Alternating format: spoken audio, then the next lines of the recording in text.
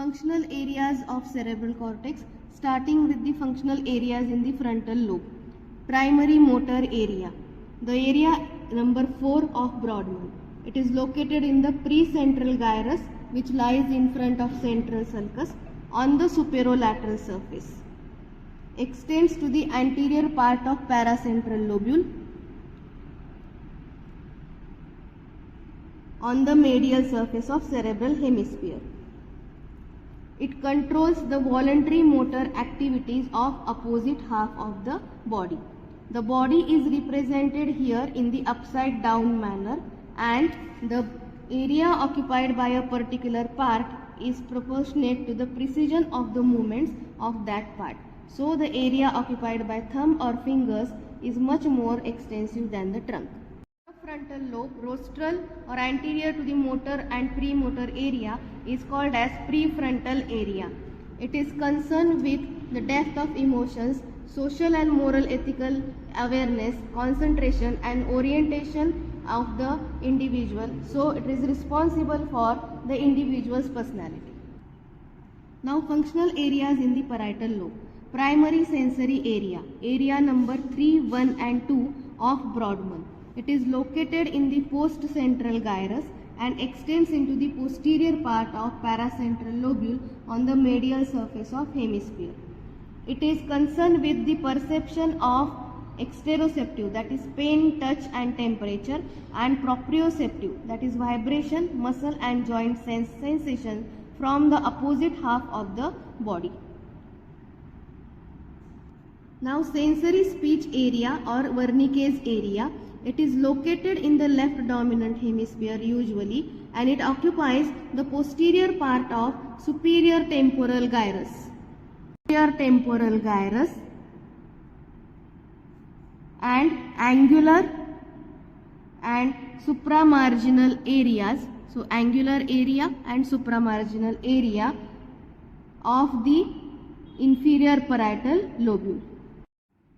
Functional areas in the occipital lobe. Primary visual area, area number 17.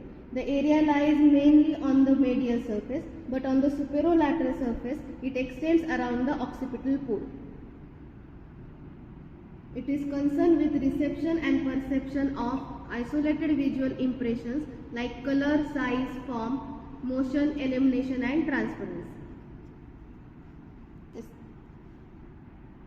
Secondary visual area, area number 18 and 19. They are surrounding the primary visual area and occupy most of the remaining visual cortex on medial as well as superolateral surface of the cerebral hemisphere. It receives afferent fibers from the primary visual area, and it is concerned with interpretation of the visual information received from the primary visual area based on the past visual experiences, thus enabling to recognize and appreciate the objects. Now functional areas in the temporal lobe. Primary auditory area, Brodmann's area number 41 and 42. The primary auditory area is located in the inferior wall of lateral sulcus, that is on the superior surface of superior temporal gyrus, and it lies in the anterior transverse temporal gyrus. It receives input from the medial geniculate body through auditory radiations. It is concerned with the receptions of the isolated impressions of loudness, quality and pitch of the sound. In addition, it also picks up the source of the sound. The secondary auditory area or Brodmann's area 22 is situated on the lateral surface of superior temporal gyrus posterior to the primary auditory area. So this area is secondary auditory area.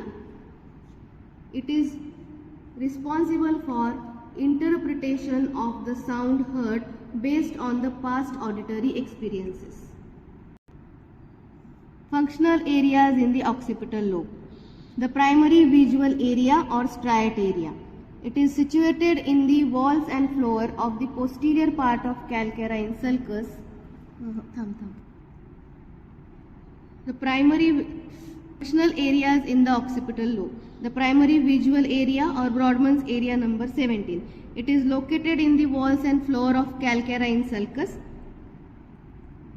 the posterior part of the calcarine sulcus, and extends on the occipital pole on superolateral surface.